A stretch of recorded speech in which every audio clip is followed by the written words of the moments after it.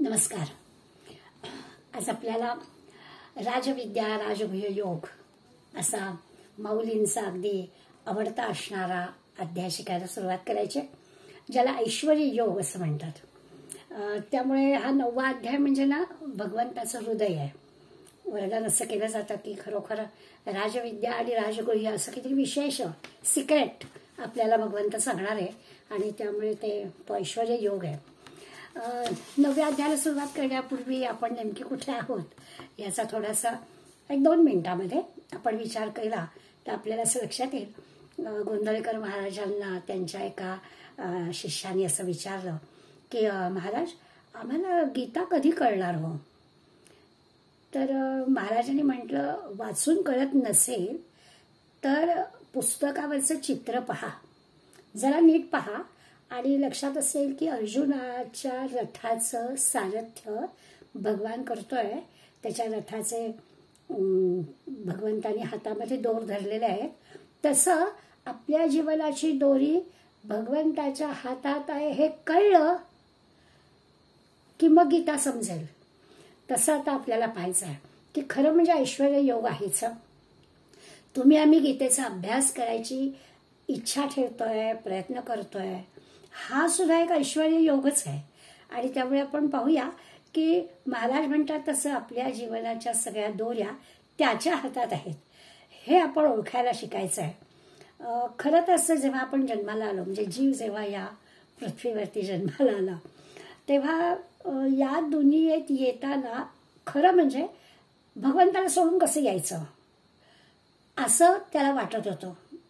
दुःखवत होतं की भगवंताला सोडून आता या दृश्य जगामध्ये यायचं आहे.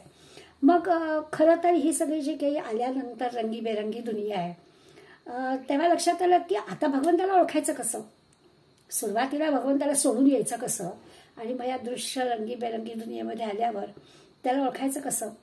तेव्हा भगवंताला विचारल्यावर भगवंत असं म्हणतो की अरे जीवा, काळजी करू नको, मी काय करतो, माझं रूप माझ्याजवळ आहे पण माझं नाम तुला देतो, आणि माझं नाम तू घेऊन जा, आणि मग जेव्हा केव्हा तुला गरज लागेल तेव्हा मला हाक मार, मी तयारच आहे, तू नाम घेतलंस की मी येतो. इतकं सगळ्या संतांनी आपल्याला सांगून ठेवलेलं आहे की त्याचं नाम आपल्याला मिळालेलं आहे. रूप नसलं तरी चालेल, नुसती हाक मारायची की आपलं काम होणार आहे. पण होतं काय, तो हजर होणार आहे हो, त्याने आपल्याला शब्द पण दिलेला आहे हो, त्यामुळे तो आपली इच्छा पूर्ण पण करेल हाक मारलं तर. पण आपण इथल्या ह्या रंगीबेरंगी दुनियेतल्या सुखात अडकतो, आणि जसं जसं सुख वाढतं तसं तसं पुन्हा विस्मरण होतं. मग पुन्हा काय करतो भगवंत, पण त्याचं नाम आपण घ्यावं, त्याला आपण आठवणीत ठेवावं. मग मधूनच काहीतरी आपल्याला कसली तरी आजारपण, काहीतरी संकट, असं छोटंसं काहीतरी पुढे सोडतो, आणि मग परत आपण त्या भगवंताच्या नामाकडे वळतो. त्याच्यातून आपल्याला जमलं, लागलो आपण काहीतरी त्याचं नाम घ्यायला तर ठीकच आहे, नाही जमलं तर जर आणखीन काहीतरी कडक शब्दामध्ये कडक स्मरणपत्र आपल्याला तो पाठवतो. असंच हे सगळं जीवन आहे. म्हणजे असं सगळं घडतं का नाही, तर आपण आपल्या जीवनाचा अभ्यास केला तर संसारी सुखी झाला ऐसा देखिला ना ऐकिला, असं तुकाराम महाराज म्हणतात ते की चुकीचं नाही. त्यामुळे असं सगळं असतं. पण जर का त्याच्या स्मरणात आपण राहिलो तर हे सगळं जे काही ऐसा देखिला ना ऐकेला असं जरी आपल्याला किती जरी सुखाचे दुःखाचे असं सुखांतर दुःख, दुःखांतर सुख असं सगळं येत असलं, संकट येत असली तरी त्याचा विषाद आपल्याला होत नाही, त्या विषादाचा योग होतो. असं सुरुवातीच्या पासूनच म्हणजे गीतेचा आपण अर्जुनाचा विषाद योग सुरू केला तेव्हापासूनच आपण म्हटलं. कारण अर्जुनाचं उदाहरण घेतल्यावर अर्जुनाला तर त्याच्या विजयाची खरं म्हणजे खात्रीच होती, कारण त्याला कधी युद्धामध्ये हरण्याचा संबंधच नव्हता. पण भगवंताचा हा लाडका शिष्य आहे, आणि त्याच्या निमित्ताने तुम्हा आम्हाला पण भगवंत हे सगळं सांगणार आहे. कारण भगवंताच्या शिष्याला गर्व झालाय, अहंकार झालाय, असं नाही ना चालणार. म्हणून मग भगवंतानी काय केलं, त्या आपल्या भक्तातले, आपल्या शिष्यातले जे दोष आहेत ते भगवंताला आवडत नाहीत. मग भगवंतानी अर्जुनाचा सुद्धा त्याचा जो काही गर्व किंवा त्याला जो काही अहंकार होता, त्या अर्जुनाचा रथ भगवंतानी अशा ठिकाणी आणून ठेवला की समोर भीष्माचार्य समोर आपले गुरु द्रोणाचार्य, आपले नातेवाईक वगैरे वगैरे. आणि मग चटकन अर्जुनाच्या लक्षात आलं की अरे ह्या सगळ्यांना मारून मला राज्य, ही काही कल्पना अर्जुनाला तितकीशी मान्य नव्हती. आणि त्याला जो काही विषाद झाला, प्रचंड दुःख झालं त्याला, आणि तो म्हणाला की युद्ध काही मला नको. त्याने आपला निर्णय भगवंताला सांगून पण टाकला. मी मग अशीच म्हटलं की अर्जुन सत्शिष्य आहे, अर्जुन लाडका, भगवंताचा लाडका आहे, भगवंताला तो शरण गेलेला आहे. आणि त्यामुळे त्याला जो हा विषाद झाला, त्या विषादाचा योग झाला. आणि तो जेव्हा भगवंताला म्हणाला आता मी काय करू, तू सांगशील ते करतो, माझ्या श्रेयस्कर, माझ्या कल्याणाचं काय आहे ते मला तू सांग. आणि मग भगवंताने त्याला उपदेश करायला सुरुवात केली. असं म्हणजे संसारी सुखी झाला ऐसा देखील नाही केला. तर आपण अर्जुनाचं उदाहरण म्हणून भगवंतानी आपल्याला समोर दिलंय. आपण तुमच्या आमच्या जीवनाला पण लावू शकतो. तर अर्जुनाचा विषाद योग झाला, अर्जुनाचं दुःख दूर करून अर्जुनाला भगवंतानी त्याच्या रथाचं सारथ्य केलंय. तसं तुमच्या आमच्या जीवनाचं सुद्धा सारथ्य भगवंताच्या हातात आपण देऊन टाकायचं आहे. अशी सुरुवात करून आपण आज ऐश्वर्य योगाकडे जाणार आहोत. पुढे भगवंतानी आपल्याला म्हणजे अर्जुनाला आत्म्याचं वर्णन करून सांगितलं की तू काही गुरूंना, आजोबांना वगैरे मारणार आहेस असा जो तुझा काही समज आहे तो चुकीचाच आहे. कारण आत्मा अमर आहे, त्यामुळे आत्म्याला काही कोणी मारण्याचा वगैरे प्रश्नच नाही. पण हा एवढा उच्च विचार लगेच काही अर्जुनाला फार मोठा पटला अशातला काही भाग नाही. आणि म्हणून भगवंतानी आपापल्या प्रारब्धाप्रमाणे सुखाचे किंवा दुःखाचे प्रसंग जीवनामध्ये येतात, काही काळ टिकतात, नाहीसे होतात. आणि त्यामुळे माणसाने गडबडून जाण्याचं काही कारण नाहीये. आलेल्या प्रसंगाला सामोरं जावं असा विचार दुसऱ्या अध्यायात सांगितला. जीवनात येणाऱ्या जे सगळी दुःख आलं तरी मोठं होरपळून जाऊ नये, आनंदाचे सुखाचे क्षण आले म्हणून की हुरळून जायचं नाहीये, असं सगळं आपलं कर्तव्य कर्म व्यवस्थित करावं असा विचार भगवंतांनी अर्जुनाला सांगितला. आणि असं करणं हाच खरा पुरुषार्थ आहे. आता हा जो काही कर्माचा सिद्धांत भगवंतांनी अर्जुनाला सांगितला, म्हणजे कर्म तर करायचंच आहे, त्या कर्माचं जे काही फळ मिळायचं आहे ते केव्हा मिळेल, कुठे मिळेल, किती मिळेल याचा विचार करायचं कारण नाही. कारण ते आपल्या हातात नसतंच. फक्त कर्म करणं आपल्या हातात असतं. ते चोख कसं करायचं, प्रयत्नपूर्वक कसं करायचं, आपल्या सत्सविवेक बुद्धीला पटेल असं कसं करायचं, हे सगळं ज्ञानी माणसाचं, पुरुषार्थ म्हटलं त्याचं की ते हेच विचारी माणसाचं, ज्ञानी माणसाचं, किंवा दुसऱ्या अध्यायात ज्याला स्थितप्रज्ञ म्हटलंय त्या स्थितप्रज्ञाचं हे काम आहे. असा सगळा विचार आपण दुसऱ्या अध्यायात पाहिला. पुढे तिसऱ्या, चौथ्या, पाचव्या अध्यायामध्ये कर्मयोग सांगताना करता करविता भगवंत असतो, तो आपल्याकडून हे सगळं करून घेतो. त्यामुळे मी कोणीतरी करता आहे ही भूमिका संपली. मी युद्ध करणार आहे किंवा मी मारणार आहे ही भूमिका संपून गेली. कारण मी करताच नाही. बरं, मी करता नाही, त्यामुळे त्या कर्मामुळे मिळणाऱ्या फळावरही माझा अधिकार नाही. म्हणजे हा जर विचार पक्का झाला तर मग शिष्याच्या किंवा साधकाच्या लक्षात येतं की हा जो काही भगवंत आहे त्याच्या इच्छेनं सगळं चालत आहे, तर त्यालाच जाणून घेण्याची जिज्ञासा साधकाच्या मनात निर्माण होते. हे आपण तिसऱ्या, चौथ्या, पाचव्या अध्यायात पाहिलं. सहाव्या अध्यायात भगवंतांनी ध्यानयोगाची सगळी त्याचं महत्त्व आणि कशा पद्धतीने ते करावं, त्यामुळे आपल्या मनाचं आणि बुद्धीचं समत्व कसं राहतं तोही विचार आपल्याला सांगितला. त्या ध्यानावरती भर दिला. सातव्या अध्यायात जीव, जगत, ईश्वर अशा तीन गोष्टी त्यांना आधार देणारा तो परमात्मा, त्या परमात्म्याच्या प्राप्तीचा विचार सांगितला. भगवंताचे 4 प्रकारचे शिष्य असतात त्याचीही माहिती आपल्याला सातव्या अध्यायात दिली. आर्त, जिज्ञासू आणि अर्थार्थी हे पण भगवंताला प्रिय असतात, पण ज्ञानी भक्त भगवंताला अधिक प्रिय असतो असं पण भगवंताने स्पष्ट केलं. 8व्या अध्यायामध्ये अंतकाळी काय होतं, अंतकाळी भगवंताला कसं जाणावं याबद्दल सविस्तरपणे भगवंतांनी वर्णन करून आपल्याला सांगितलं. आणि उत्तरायण, दक्षिणायन, शुद्ध पक्ष, वद्य पक्ष, दिवस, रात्र याचा नीटपणाने अर्थ समजवला. आपण जर आपली योग्य पद्धतीनं कर्तव्य कर्म केली तर या सगळ्या गोष्टींमध्ये काही अडकण्याचं कारण नाहीये. भगवंताचं अनुसंधान ठेवलं गेलं तर देह ठेवू तो शुभच काळ, अशा प्रकारचा विचार पण 8व्या अध्यायात आपल्याला सांगितला. आज आपण आता 9व्या अध्यायाला सुरुवात करणार आहोत. अगदी पहिल्या श्लोकामध्ये भगवंत अर्जुनाचं खूप कौतुक करणार आहे. अर्जुनाचा लाडका शिष्य आहेच आणि अर्जुन अतिशय रुजू स्वभावाचा, सरळ हृदयाचा, सरळ मनाचा आहे. आता ह्या अध्यायाच्या पहिल्या श्लोकामध्ये त्याला आणखीन एक तर म्हणणार आहे की याला ना कुणाच्यातलाही दोष दिसतच नाही. अर्जुनाला त्याच्याजवळ दोषदृष्टी नाही आहे. मी मुद्दाम आपल्याला सांगणार आहे, कारण आपल्याला जेव्हा या अध्यायाचा अभ्यास करायचा आहे तेव्हा आपल्या लक्षात यायला पाहिजे की अर्जुनासारख्याला भगवंत हे सगळं सांगतोय, तर अर्जुनाच्या ज्या क्वालिटीज आहेत त्या सगळ्या आपल्याला कळल्या असतील तर आपल्याला भगवंत काय सांगतो आहे ते कळणार आहे. तर भगवंत असं म्हणतोय की ज्याची दृष्टी दोषच पाहणारी आहे त्याला मी काय सांगणार हे कळणार नाही. मी सांगणार आहे सुखी जीवनाचा मार्ग. आता तो सुखी जीवनाचा मार्ग जर समजायला हवा असेल तर आणि प्रत्येकच गोष्टीमध्ये आपण काहीतरी दोष बघणार असलो तर नाहीच आपल्याला कळणार. अर्जुन तसं नाही आहे.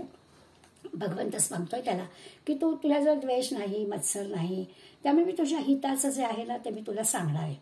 अगदी सगळ्यात श्रेष्ठ, अत्यंत गुप्त, सिक्रेट असणारं असं ज्ञान मी तुला सांगणार आहे. गुह्य शब्द वापरलाय, गुप्त असं ज्ञान सांगणार आहे, श्रेष्ठ ज्ञान सांगणार आहे. आणि हे सांगताना आता खरंच आहे ना की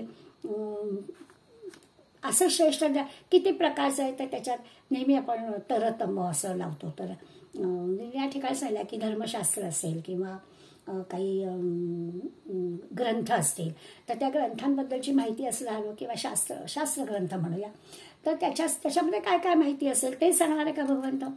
तर नाही सांगणार. कारण अशा प्रकारचे ग्रंथ खूप असतात ज्याच्यामध्ये 4 पुरुषार्थाचं वर्णन केलं आहे, 4 आश्रमांचं वर्णन केलं आहे, किंवा कशा प्रकारची कर्म करावीत, कोणती कर्म करावीत, पाप पुण्य कशाला म्हणतात, किंवा आपलं संचित क्रियमाण असं सगळं, किंवा स्वर्ग नरक, ह्या सगळ्या गोष्टी शास्त्र ग्रंथात पण सांगितल्या जातात. तर हे सगळं भगवंत गुह्य म्हणून सांगणार आहे का? तर नाही सांगणार. या व्यावहारिक गोष्टी आहेत, शास्त्रात सांगितलेल्या गोष्टी आहेत, श्रेष्ठ आहेत, चांगल्या आहेत, आवश्यक पण आहेत, परंतु हे जे काही गुह्य म्हणतोय भगवंत त्याच्यात येत नाही. मग ह्याच्यापेक्षा काहीतरी महत्वाचं आहे. शास्त्रीय ग्रंथामध्ये आलेल्या माहितीपेक्षा काहीतरी आणखीन मी विशेष महत्वाचं सांगणार आहे. मग गुह्यतर आहे का? मग गुह्यतरामध्ये काय येतं तर उपासनाशास्त्र येतात, निरनिराळे देव, त्यांच्या उपासना, दैवत ती कशी करावी, काही विधी असतात का, काही मंत्र असतात का, अशा प्रकारच्या सुद्धा गोष्टी या श्रेष्ठतर आपण म्हणूया गुह्यतर, किंवा आणखीन त्याच्यावरचा भाग असं म्हणतात. कुठल्या देवाची उपासना कशी करावी, शिवमहिम्न वाचावं, सोमवारी वाचावं, रुद्र म्हणावा, शंकराची उपासना करावी, मंगळवारी शुक्रवारी देवीची करावी, गणपतीचा तर काय जे काही त्या दिवसाचं ते त्या तिथीचं महत्त्व जे असेल तसं करावं. अशाही गोष्टी माहिती असतात, त्याही महत्त्वाच्या असतात, महत्त्वाच्या. पण हे सांगणार आहे का भगवंत? तर नाही सांगणार आहे. भगवंत आणखीन मोठं, सर्वश्रेष्ठ असं गुह्यतम ज्याला म्हणतात असं ज्ञान सांगणार आहे, आणि त्याचं नाव आहे अध्यात्मशास्त्र. असं गुह्य ज्याला स्वस्वरूप म्हणतात, भगवंताचं स्वस्वरूप आणि आपल्यामध्ये असणाऱ्या त्या परमात्म्याचं पण स्वरूप, ही तोच परमात्मा माझ्याही ठिकाणी आहे, ही जी काही अनुभूती आहे, ही अनुभूती येण्यासाठी जे काही करायला हवं ते मी तुला सांगणार आहे. ते गुह्य ज्ञान आहे, ते अध्यात्म ज्ञान आहे, ते श्रेष्ठ ज्ञान आहे. म्हणजे तुमच्या आमच्या व्यावहारिक दृष्टीने विचार झाला तर निरनिराळ्या समजा अधिभौतिक गोष्टी आपण पाहतो की कोणी समजा डॉक्टर झाला, वकील झाला, चार्टर्ड अकाउंटंट झाला, शासकीय अधिकारी झाला, हे सगळं अधिभौतिक झालं. ह्याच्यासाठी पण ज्ञान लागतं, ह्याच्यासाठी पण ग्रंथ लागतात, ह्याच्यासाठी पण शिक्षण घ्यावं लागतं, बरोबर आहे.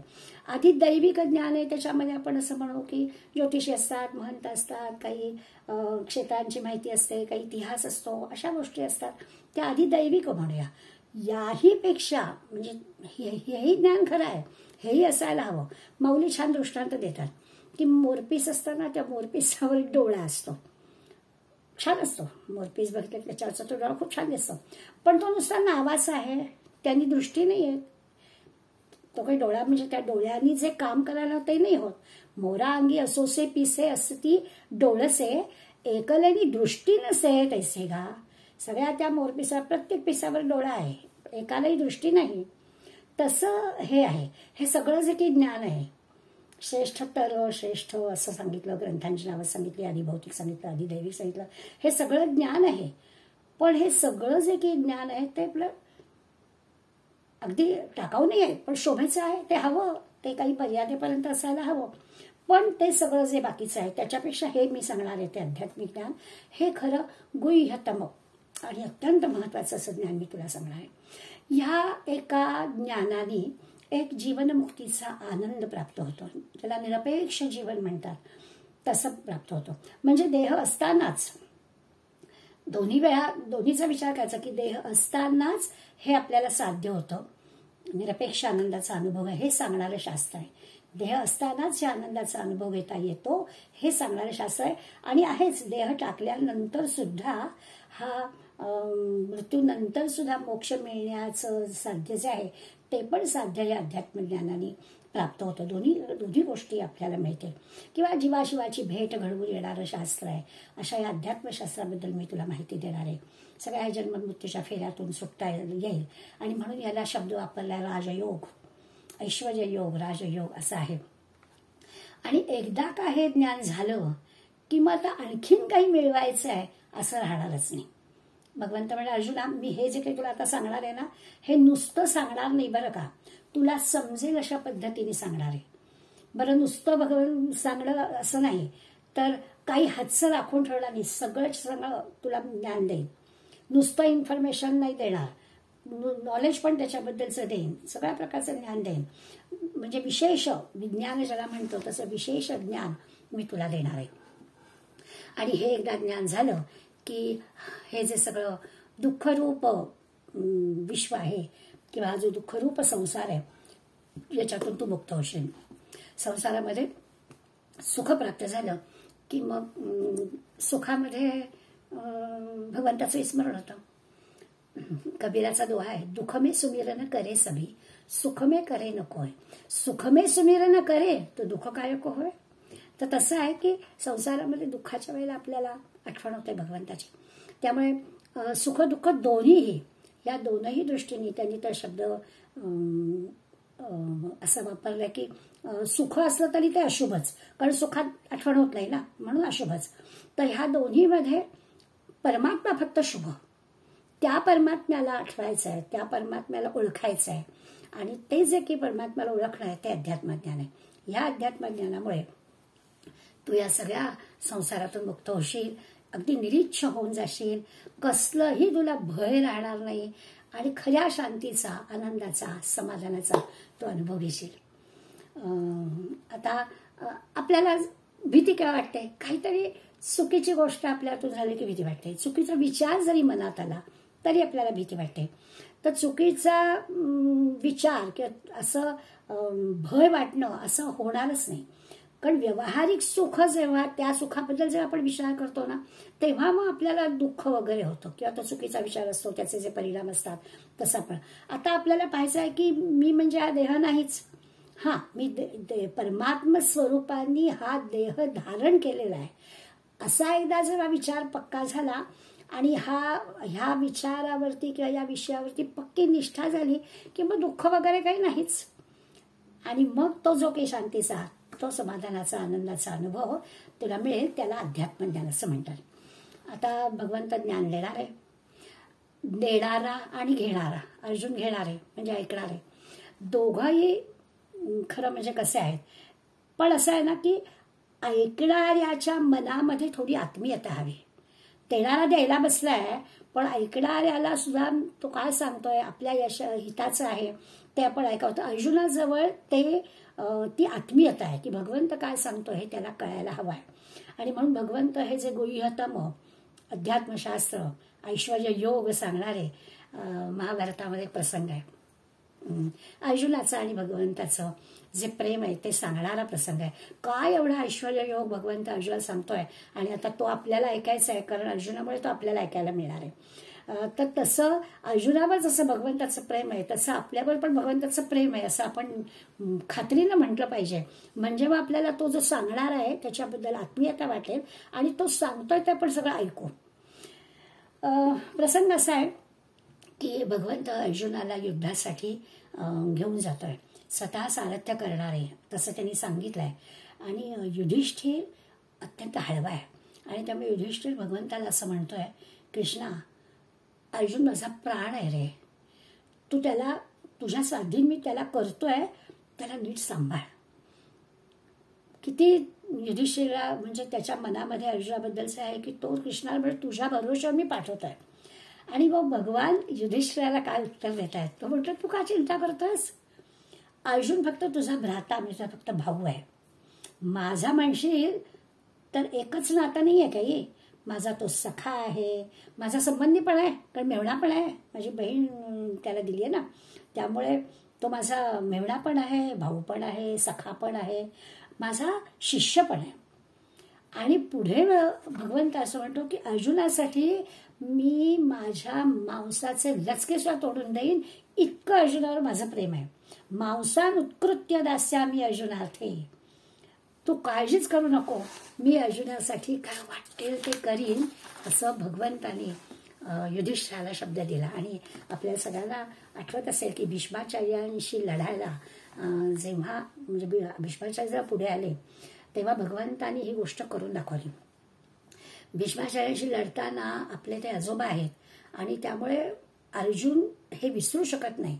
आणि खरं तर असं आहे की द्रौपदीचा झालेला अपमान, भीष्माचार्यांनी घेतलेलं मौन, ह्या एवढ्या अपराधाबद्दल तरी अर्जुनाच्या मनामध्ये राग असायला हवा होता. पण अर्जुन तशा स्वभावाचं नाही आहे. आपण पाहणार आहोत पहिल्या श्लोकामध्येच भगवंत अर्जुनावर का एवढा प्रेम करतोय, तर अर्जुनाच्या मनामध्ये द्वेषच नाही.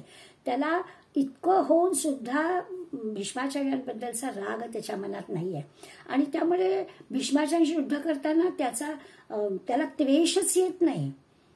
आणि भीष्माचार्यही अर्जुनाला मारत नाही आहेत, परंतु त्याला हैराण करता येईल तेवढं मात्र जरूर करतात. आणि मग एक क्षण असा आला की भीष्माचार्यांच्या बाणाने अर्जुन मूर्छित झाला. आणि मग मात्र भगवंत संतापले आणि त्यांनी आपलं सुदर्शन चक्र घेतलं आणि भीष्माचार्यांच्या अंगावर धावले. अर्जुनाला मारताय, आता तुम्हाला जिवंत सोडणार नाही, असं जणू काही भगवंत म्हणायला गेले. आणि भीष्माचार्यांच्या अंगावर धावून भीष्माचार्यांना आनंद झालाय की प्रत्यक्ष भगवान आपल्याकडे येतो आहे, यापेक्षा आणखीन दुसरं ते काय भाग्य असायला हवं. त्यामुळे भीष्माचार्यांना आनंदच झालाय. वामन पंडिताचा यासंबंधी फार सुंदर श्लोक आहे आणि तो वर्णन करतोय. असा येता देखे रथ निकटतो श्याम लहरी, तदा गांगेयाच्या उठती हृदयी प्रेम लहरी, शराते चापाते त्यजुनी वदला गद गद रवे, जगन्नाथे केले मज सकल लोकात भरवे. त्यामुळे भीष्माचार्यांना आनंदच झाला की प्रत्यक्ष भगवंत आपल्याकडे येत आहे. पण या सगळ्यामध्ये अर्जुन सावध झाला आणि मी शस्त्र हातात घेणार नाही अशी ज्या भगवंतानी प्रतिज्ञा केली होती, आपल्यासाठी त्याला सुदर्शन चक्र घेऊन जावं लागतंय म्हणून अर्जुन धावत गेला, भगवंताचे पाय धरले आणि म्हणतो मी लढतो. आणि अर्जुनाच्या जो काही त्वेष जागा झाला, असं कृष्णार्जुनाचं एकमेकांवर प्रेम होतं. अशा प्रिय अर्जुनाला गुह्यतम ज्ञान भगवंत सांगणार आहे. म्हणून सर्वांगाचे कान करून आपल्याला पण ते ऐकायचं आहे. आणि अर्जुनाजवळ जे गुण आहेत त्या गुणांचा पण आपल्याला विचार करायचा आहे. खरं तर सगळीच गीता ही भगवंताची वाङ्मयीन मूर्ती आहे. महाभारताचं नवनीत म्हणजे गीता आणि गीतेतलं सार म्हणजे हा 9वा अध्याय. आणि पहिली सुरुवातच श्री भगवान वाच. पहिल्या श्लोकामध्ये इदं तु ते गुह्यतमं प्रवक्ष्यामि अनसूयवे, ज्ञानम विज्ञान सहितम यज्ञात्वा मोक्षसे शुभात. भगवान वाच म्हणजे काय, तर भगवंताची वाणी आहे. भगवंताच्या वाणीचा अर्थ असा आहे की हे केवळ अर्जुनासाठी म्हणजे व्यक्तिसापेक्ष नाही किंवा केवळ त्या महाभारताच्या युद्धापुरतं त्या स्थलकालापुरतं मर्यादित नाही, तर भगवंताचं सांगणं आहे म्हणजे सगळ्या काळाला आणि सगळ्या माणसांना केव्हाही उपयोगी पडणार. अशा अर्थाने सुरुवातच अध्यायाची भगवान वाच आहे. त्या भगवंत आता जे काही सांगणार आहे ते सर्वांसाठी आहे. अगदी आजच्या काळातल्या पण तुम्हा आम्हाला हे सगळं लागू आहे. मग काय म्हणतात, तर सुरुवात करताना एक विशेषण वापरलंय अनसूयवे. अनसूयवे न असूयुः म्हणजे दृष्टीमध्ये ज्याच्या दोष नाही असा. अर्जुनाचं विशेषण आहे की अर्जुनाच्या दृष्टीमध्ये दोष नाही, कुणाही बद्दल त्याच्या दृष्टीमध्ये गैरभाव नाही, सगळेच आपले, सगळेच प्रेमाचे. इदम गुह्यतमम, ही जी काही हे परमगुह्य असं श्रेष्ठ जे गोपनीय मी सांगणार आहे ते विज्ञानसहित विशेष ज्ञानासहित सांगणार आहे. आणि ते अशा पद्धतीनं सांगणार आहे प्रवक्ष्यामी की ते एकदा ज्ञात्वा, तू या ज्ञात्वा हे एकदा तू जाणलंस, मी जे तुला श्रेष्ठतम ज्ञान सांगणार आहे हे तू एकदा जाणलंस, अशुभात मोक्षसे, की या दुःखरूप संसारातून तू मुक्त होशील. म्हणजे फक्त काय करायचं आणि काय होईल एवढंच सांगितलं. जे काही करायचं आहे ते आता पुढेच असणार आहे.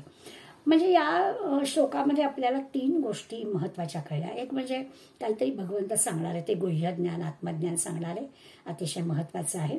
दुसरं म्हणजे ते अर्जुनाला सांगणार आहे की जो अर्जुन अत्यंत सरळ आहे, अर्जवी आहे, ज्याच्या जवळ जराही दोषदृष्टी नाही, अशाला सांगणार आहे. आणि तिसरी गोष्ट सांगणार आहे की जे जे दुःखरूप आहे अशा सगळ्या संसारातून खऱ्या अर्थाने आनंदाची मोक्षाची प्राप्ती नक्की मिळेल याची तो खात्री देणार आहे.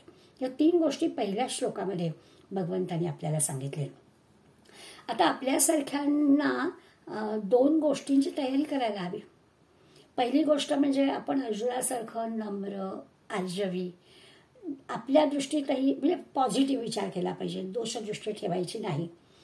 आणि दुसरं, हे जे दृश्य जग आहे हे आपल्याला मान्य पाहिजे की ते दुःखरूप आहे, हे असंच असणार, हे आहे हे असंच असणार आहे. त्यातून आपल्याला अलिप्तपणानं भगवंत जे सांगत आहेत ते गुह्य ज्ञान ऐकायला आपल्याला तयार व्हायचं आहे. आपण सगळं छानच आहे, काय करायचं आहे, गुह्य ज्ञान आनंदच आहे असं नाही आहे. तर हे जे जग आहे, हे दृश्य जग हे असं आहे, याच्यामध्ये सुखदुःखाच्या सगळ्या गोष्टी सातत्याने असतात. तर त्यामुळे ते सगळं मान्य करून आपल्याला हे जे काही गुह्य ज्ञान आहे, शाश्वत आनंदाचा समाधानाचा अनुभव देणार आहे, ते आपल्याला ऐकायचं आहे. त्यामुळे ही आपल्याला थोडी तयारी करायची.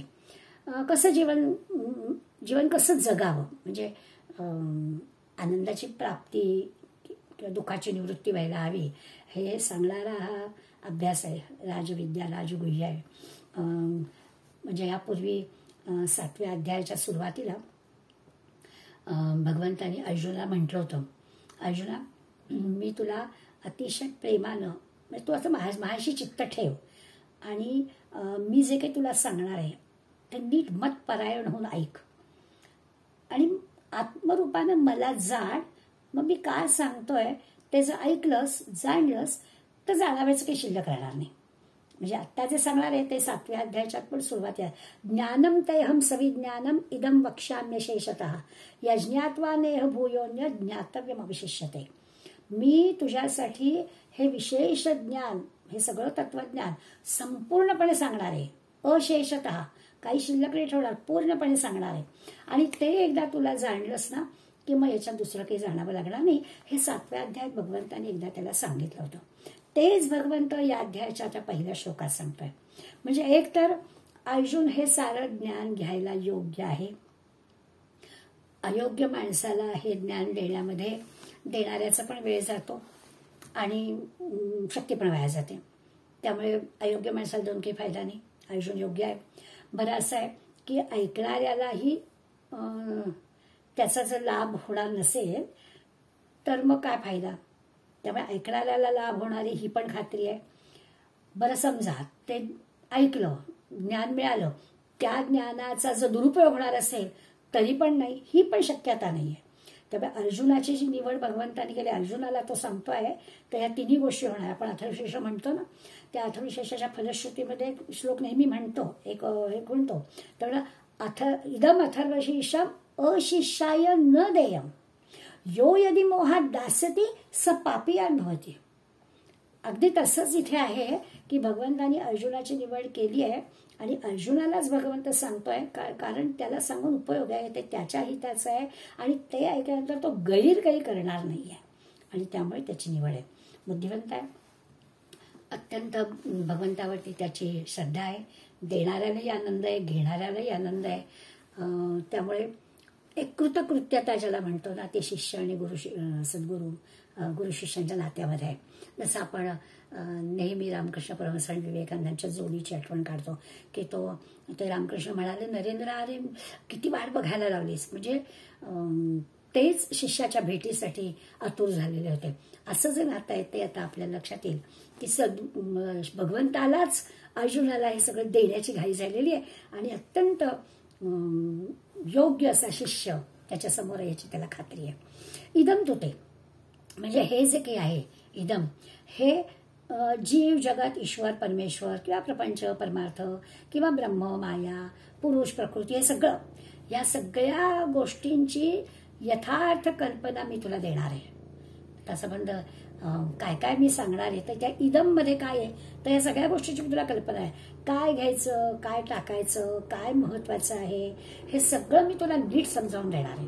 अर्थातच हे सगळं तुझ्या हिताचं आहे म्हणून सांगणार आहे आणि म्हणून ते सर्वश्रेष्ठ आहे, गुह्य आहे.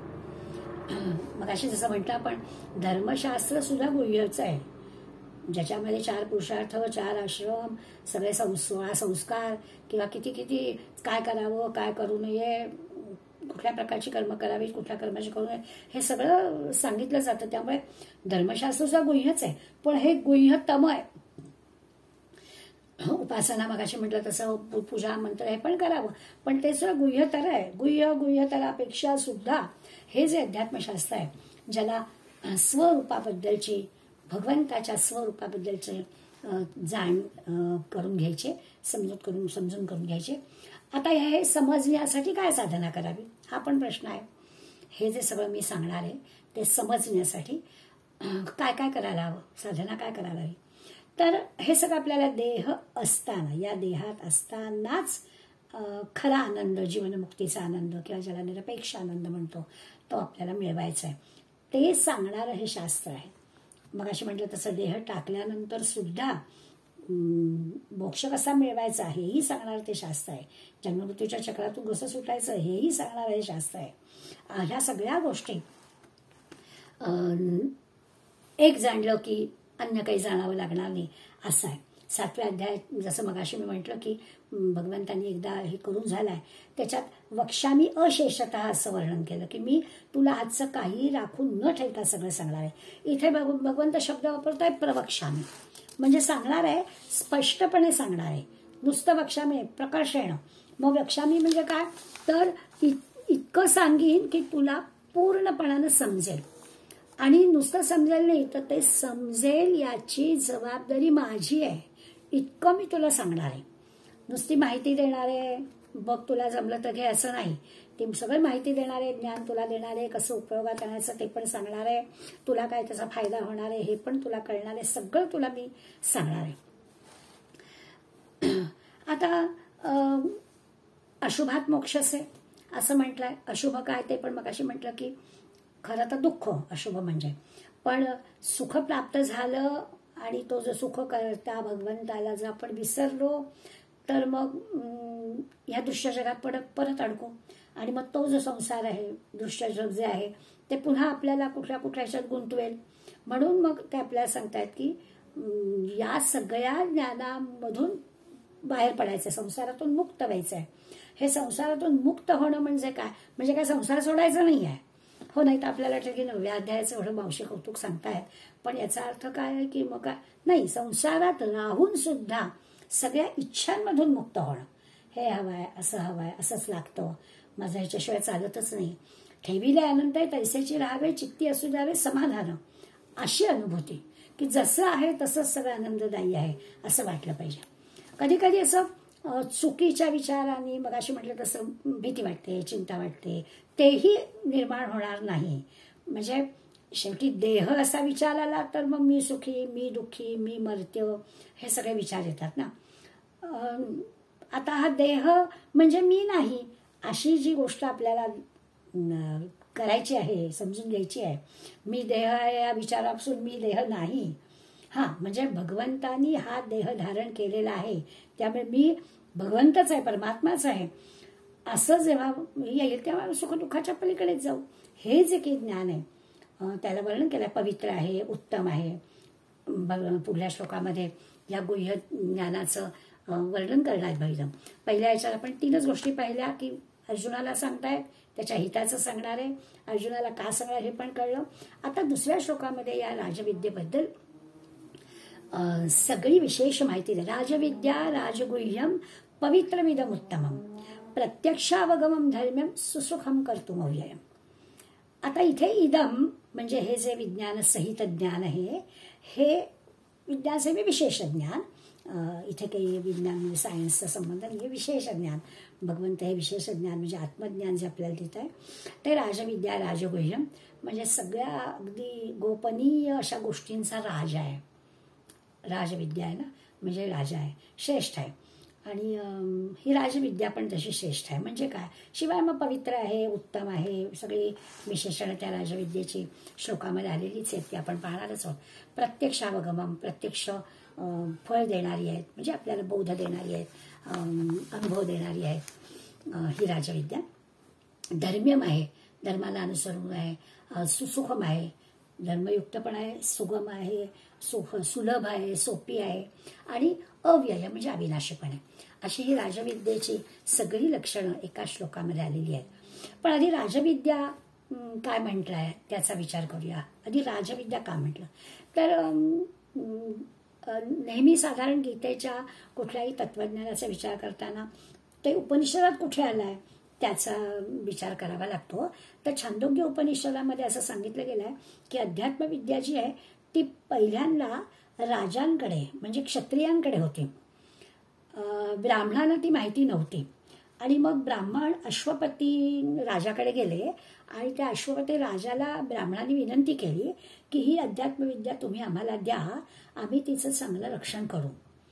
आणि मग मग त्यांनी ही विनंती केल्यावर ती भगवंतांनी हे केलं. आपल्याला गीतेत पण 4थ्या अध्यायाच्या सुरुवातीला माहिती आहे की यापूर्वी भगवंतांनी केव्हा केव्हा ही विद्या किंवा हे ज्ञान कोणाकोणाला दिलं. तर 4थ्या अध्यायाची सुरुवातच आहे, इमं विवस्वते योगम प्रोक्तवानम अव्ययम विवस्वानवे प्राह मनुरिक्ष्वा कवे ब्रवीत. भगवंतांनी प्रथम सूर्याला सांगितलं, सूर्याने मनुला सांगितलं, मनुनी इक्ष्वाकुला सांगितलं आणि पुढे म्हटलं एवं परंपरा प्राप्तम इमं राजर्षयो विदुः सकालेने महता योगो नष्ट परंतप. म्हणजे हे जे काही परंपरेनं आलेलं ज्ञान आहे हे राजर्षींनी जाणलं. राजर्षी म्हटलंय, राजर्षी म्हणजे राजे असून ऋषितुल्य जीवन जगतायत. क्षत्रियच आहेत पण ऋषितुल्य जीवन जगणारे क्षत्रिय आहेत. अशा क्षत्रियांना ही सगळी विद्या प्राप्त झालेली होती, माहिती होती. कालांतराने असं झालं की ती विद्या नष्ट झाली आणि तीच भगवंत अर्जुनाला म्हणतोय की मी तुला सांगतो. पूर्वी ती मी अशा पद्धतीने दिलेली आहे, ती मी तुला सांगतो. आणि ही राजांना अवगत आहे म्हणून राजविद्या. आणि अर्थातच दुसरा पण सामान्य अर्थ पण आपण घेऊ शकतो, विद्यांमध्ये श्रेष्ठ म्हणून राजा. त्यामुळे राजांना प्राप्त झालेली होती म्हणून राजविद्या पण म्हणता येईल आणि सगळ्या विद्यांमध्ये श्रेष्ठ असणारी म्हणून पण तिला राजविद्या म्हणायला हरकत नाही. आणि इतर सगळ्या म्हणजे या ज्या विद्या आहेत त्या काही आपल्याला पूर्ण सुख किंवा पूर्ण समाधान देऊ शकत नाही. ज्या आपण 14 विद्या 64 कला म्हणतो, अगदी उच्च विद्या विभूषित असणारी जी मंडळी असतात त्यांचा विचार केला संपूर्ण सुख किंवा संपूर्ण समाधान संपूर्ण वेळ असं याच विद्यांच्या किंवा पैशाच्या जोरावर नाही मिळवता येत. भौतिक सुख प्राप्त होतील, नाही अशातला भाग नाही, पण भौतिक सुखांमध्ये त्या उपभोगामध्ये अडकवलं जाईल आपल्याला. परिणामी सुख दुःख किंवा समर्थ म्हणतात तसं सुख म्हणत आहे, दुःख ठाकून आले असं आपल्याला अनुभव येईल. त्या भौतिक विद्यांच्या क्षेत्रामध्ये आपल्याला खात्री देता येणार नाही शाश्वत सुखाची. त्यामुळे शाश्वत सुख किंवा शाश्वत शांती ज्याला म्हणतात तसा विचार होणार नाही. दुसरं भौतिक विद्या किंवा आत्ता म्हटलं 14 विद्या 64 कला म्हणतोय, त्याच्यात आणखी एक गोष्ट होते की माणसाचा अहंकार वाढतो. हे मला येत आहे, हे मलाच येत आहे, अशा गोष्टी होतात. बरं आहे, माणूस असा आहे की माणसाला कशाचा अहंकार वाटू शकतो, सगळ्याचा अहंकार वाटू शकतो. म्हणजे सौंदर्याचा, आरोग्य चांगलं राहण्याचा, कुळाचा, नावाचा, जातीचा, गोत्राचा, मुलाबाळांचा, पैशाचा, घराचा, कशाला साधनेचा सुद्धा अहंकार होतो की मी जी साधना करते तीच खरी, अशा पद्धती होतं. आणि हा अहंकार जेवढा मोठा तेवढं भगवंत दूर. म्हणून आपण अर्जुनाचे गुण पाहिले, त्याच्या दृष्टीमध्ये दोषच नाही. त्यामुळे तेव्हा शुद्ध आनंदाचा अनुभव आहे. जर का थोडा जरी अहंकार राहिला तर तो आनंद दूर गेला. या उलट आपण असं म्हणू, पूर्ण अहंकार ज्याचा गेलेला, निरास ज्याला म्हणतो, त्यालाच ही अध्यात्मविद्या कळेल. कारण त्याला स्वतःला जाणण्याचं शास्त्र आहे ना. भगवंत जाणायचं आहे, भगवंत म्हणजेच मी आहे. म्हणून मग तो जो काही आत्मज्ञानी माणूस आहे किंवा अध्यात्मज्ञान ज्याला हवं आहे, त्यांनी नम्र असलं पाहिजे, विनयशील असलं पाहिजे. प्रगती कशी करायची, तर मी देह आहे या भूमिकेच्या पलीकडे जायचं आहे. सगळं द्वैत संपवून टाकायचं आहे. सुख दुःख सगळ्या प्रसंगी हा जो आहे हा आनंदातच आहे. म्हणजे मग त्याची शांती, त्याचा आनंद हा कधीच नष्ट होणार नाही आहे. असा जो शाश्वत आनंद आपल्याला प्राप्त करून घेणारी ती जी अध्यात्मविद्या आहे, तिला राजविद्या म्हटलं आहे. बाकीची जी राजविद्येची विशेषण आहे ती तसं म्हटलं तर फारच सोपी वाटतील आपल्याला. पण म्हणजे नुसत्या श्लोकामधले शब्द वाचले तरी असं वाटतं की अरे हा पुढं त्या मनाने आपल्याला सोपं वाटेल. काय म्हणतात ते, तर राजविद्या आणि राजगुह्य. पवित्रम इदम उत्तमम, पवित्र आहे, उत्तम आहे. प्रत्यक्षावगमम धर्म्यम सुसुखम कर्तुमव्यम, प्रत्यक्ष आपल्याला जे हवं आहे ते देणारी आहे, म्हणजे चांगलं फळ देणारी आहे. धर्मयुक्त आहे, म्हणजे कर्तव्य सांगणारी आहे. आणि ही साधन करण्यामध्ये म्हटलं तर सुलभ, अगदी सोपं आहे. म्हणजे आज मी तुम्हाला जो ऐश्वर्योग सांगणार आहे फारच अवघड आहे असं सुरुवातीला सांगितलं तर मग आपण पण असं होत ना की याच्यात पण नाही, म्हणून लगेच सांगून टाकलं भगवंतानी की अगदी सोपं आहे, मी जे काही सांगणार आहे ते अगदी सोपं आहे. आणि हे कधीही नाश न पावणारी गोष्ट आहे. त्यामुळे अशा या राजविद्येचा विचार आपण आता आजपासून पुढे करणार आहोत. आज थोडं राजविद्येशीच मी थांबणार आहे, कारण ही दोन गोष्टी आपल्याला हे करायचे की श्रेष्ठ अध्यात्मविद्येचा अभ्यास आपल्याला करायचा आहे. आणि तो अभ्यास करण्यासाठी आपल्याला अर्जुनासारखं अत्यंत रुजू, अत्यंत सरळ, अत्यंत नम्र, दोषदृष्टी रहित, पॉझिटिव्ह थिंकिंग ज्याला आपण सहजपणाने म्हणतो, असं होण्याचा प्रयत्न करायचा आहे. ते सगळं केलं तर बाकी सगळ्या गोष्टी सुलभच आहेत. त्या आपण पुढल्या वेळेस बघूया. आज इथेच थांबूया. धन्यवाद.